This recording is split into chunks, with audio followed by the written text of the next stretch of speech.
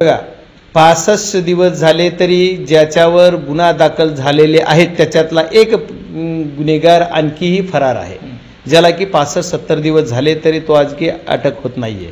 अहो त्या कुटुंबाच्या डोळ्यातलं पाणी आटत नाही। एवढं सारखं तो धनंजय देशमुख ज्या दिवशी 60 दिवस झाले त्या दिवशी घाईवरून जनावर जसं वरडतेत असं माझ्या गळ्यात पडून राहिला। म्हणजे आमच्या पण डोळ्यात पाणी, ते माणूस येत नाही। त्याला भीती अशी वाटती की एक महिनाभर कसं झालं की इकडे एक मोर्चा तिकडे एक मोर्चा, तिकडलं यांनी प्रकरण सगळ्यांनी सहानुभूतीपूर्वक ही करून सगळ्या चर्चेत राहायला गेला। रोज त्याचे ते थोडंसं त्या प्रकरणात टाईम गेला।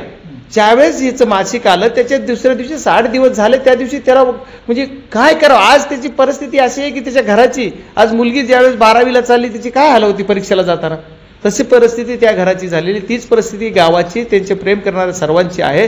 आणि याच्यासाठी काय मागणी आहे तर मारेकऱ्यांना जे खरे आरोपी आहेत त्यांना तुम्ही पकडा आणि त्यांच्यावर जेवढे ह्याच्यात या प्रकरणामध्ये साथ दिली ही गुन्हा करायला त्यांना तुम्ही सहआरोपी करा। ते सहआरोपी झाल्याशिवाय मी समाधानी होणार नाहीये। हे सहआरोपी झाले पाहिजे, त्यांना शिक्षा झाली पाहिजे। फास्ट ट्रॅक असंच म्हणलं जात होतं। अरे फास्ट माणसं तर अटक करा अगोदर, जे गुन्हेगार आहेत त्यांच्यावर। अशी एक प्रकार नाहीये, आणखी असाच प्रकार इथले आमच्या कौडगावचे एक माझ्याकडे पोरगा परवा आला होता, 2 वर्षापूर्वी त्याला उचलून नेऊन मारलंय कोरेगावला।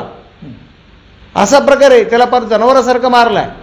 आज माझ्याकडे परवा आला होता, ती पण केस मी आणखी देणार आहे, मी मीडियाला असेल पोलीस स्टेशनला, त्याच्यावर काय कारवाई करीत नाही मी पोलीस स्टेशनला बोलणार आहे। कोरेगावला जर नेऊन त्याला मारलंय केजून उचलून, केज पोलीस स्टेशनच्या हातीतला विषय आहे, तर मग केज पोलीस स्टेशन काय करताय?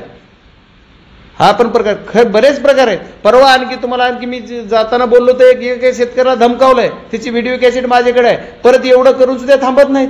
काहीतरी झालं तरी आहेच, काहीतरी झालं तरी आहेच। काय मागणी करणार तपास यंत्रणेकडे? तपास यंत्रणेकडे ही मागणी करणार आहे की हे जे आता संतोष देशमुखवरला फोकस आम्हाला बाजूला जाऊ द्यायचा नाही।